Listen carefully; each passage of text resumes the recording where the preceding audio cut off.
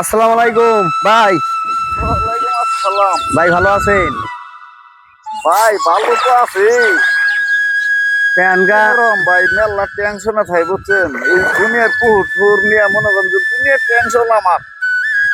কথা হইলো, আমি আইলাম মাদারগঞ্জ থেকে। তো আপনার কাছে খালি ওই যে ফেসবুকে ইউটিউবে দেখি আপনি মাছ চাষ করেন, মাছ ময়মনসিং পাঠান। কিভাবে পাঠান না পাঠান এলা নাকি পরামর্শ দিবেন? আমি তো আমার এলানি খেত ইতি আছে, পুকুর আছে, কিভাবে করান যা এলা বুদ্ধি দিলে ভালো হতো। পুহুর টুর তো ভাই আছে, আপনার চালান পাতি আছে। চালান বাতি তো নাই, দেখতেছি চেষ্টা করবো যে ব্যাংক ট্যাঙ্ক লোন করে তো কিছু করা যায়। তারা বুদ্ধি নিবে রাইছি। কেন তো আপনি তো বিশাল বড় পুকুর, আপনি তো অভিজ্ঞতা অনেক, এলা নিজুল দিতেন ভালো হইতো। তো ভাই শোনেন, বাপের 5 কাঠা জমি ভাগে পাইছিলাম বুঝছেন। হ্যাঁ। ওই 5 কাঠা জমি মনে করেন যে মাছ চাষ করে পরে লাখ দুইটা বেচছিলাম। অন্তরে মনে করেন যে আমার মাছের নেশাটা মানে খুব বড় হয়ে গেল। যার মধ্যে কি আছে আমি দেখে ছেড়ে দিব। তো তখন কইলাম যে বাড়ির কাছে মনে করেন যে একটা পুকুর লিস্ট দেবো। হ্যাঁ। ওই সময় মাছে টিয়া নাই, ওর 5 লক্ষ টাকা লোন করলাম। হ্যাঁ। লোন করে হ্যাঁ মনে হন যে এই পুকুরটা হয়েছে মনে হন যে আপনার 8 বিঘের মতো। হুম। পরে এই পুকুরটা নিয়ে 2 বছরে আমি মনে হন যে প্রায় 50 লাখ টাকার মাছ বেচছি। 50 লাখ টাকার মাছ বেচার পরে হুম। মনে করেন যে এ দেখেন আমার মাছের সাইজ দেন।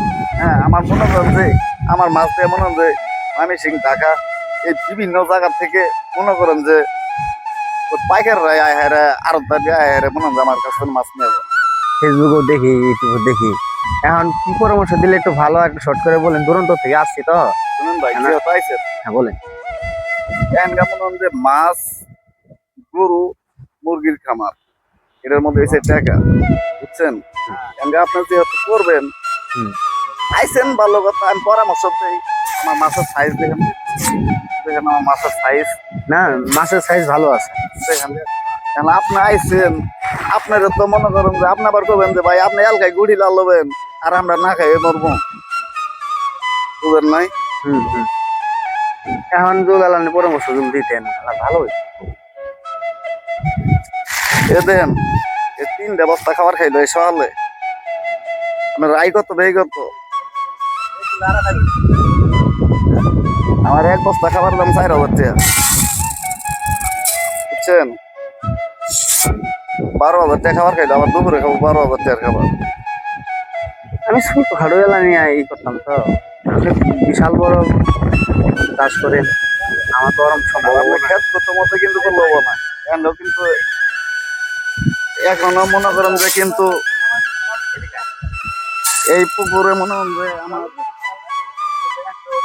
আপনার কম করে হলো আপনার 20 ফিট পানি আছে, 20 ফিট গভীর লাগবে। আপনি ক্ষেত খামারের মধ্যে করবেন, ক্ষেত খামারের মধ্যে করলে কিন্তু হবো না। এ দেখেন ভাই, আমাদের খাদ্যগুলোর সাইজ দেন, দেখেন কি খাদ্য আমার বস্তার মধ্যে লেখা আছে, কি খাদ্য দেখেন, দেখছেন। তেলাপিয়ার খাদ্য। আপনি আজে বাজে খাদ্য খাওয়াবেন, খাওয়ানোর পরে তো মনে করেন যে মাছ বড় হবো না, হয়তো মাছের কোনো সমস্যা হবো। ভাই বিভিন্ন মানে অনেক টাকা পয়সার কারবার এগুলা। আচ্ছা, ছোট খাটো একটা বুদ্ধি দেন, দেন চলে ফিরে যেন খাইতে পারি। যে ছোট খাটো একটা পুকুর নিয়ে যেন চলতে পারি। আমি তো ফেসবুকে ইউটিউবে দেখি অনেক নাম করা মাছ চাষ গেলা। এখন তো আপনি কেউই চিনে না। মধুর কথা কই, খালি কক গাছের মধু, গাছের মধু, মধু তো খাই গাছের মধ্যে। এনা যে আমনের নাম যে মধু, এটা তো জানি না। এনা আইছি খুঁজে খুঁজে কেউই কো পারবে না, আপনার বাড়ির লোকও চিনে না মধু। আচ্ছা ভাই, ওই দেখেন আমি এখন ওই যে ওখান থেকে আমি কিছু আপনার ওই ইয়ার পোনা মাছ বিক্রি করবো। ওই দেখেন আমাদের জাল ওই পুকুরে নেওয়া হচ্ছে, আপনারা দেখেন। আচ্ছা, আমার একটু চালু করে একটু পরামর্শ দিলে ভালো হয়। আমি একটু যাইমুগা তো, সময় কম, আকাশের অবস্থা খারাপ, বাড়িতে যাইতে হইব। আকাশের অবস্থা খারাপ, এই সময় মনে হয় যে পুকুরে আমার খাবার দেওয়া যাবো না, হয়তো মাছ অক্সিজেন ফেল করতে পারে। না, আমি এই খাবার আর দেবো না। এই খাবারের মনে করেন যে তাহলে ভাই আমার তো যুক্তিটা দিলেন না। আচ্ছা ভাই, আমি আপনার যুক্তিটা দেবো। হ্যাঁ, বস্তার কানিটা একটু ধরেন।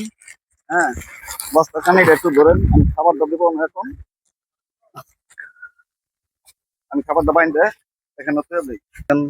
আসলে তো আমি এখন খুব বিজি, একটু ওয়েট করেন। আমি ওই পুকুরে মনে হয় যে আমার ওই পুকুরে মাছের বয়স হয়ে যায় যে 20-25 দিন। মাছের সাইজটা দেখেন কিভাবে মাছ আবাদ করতে হয়।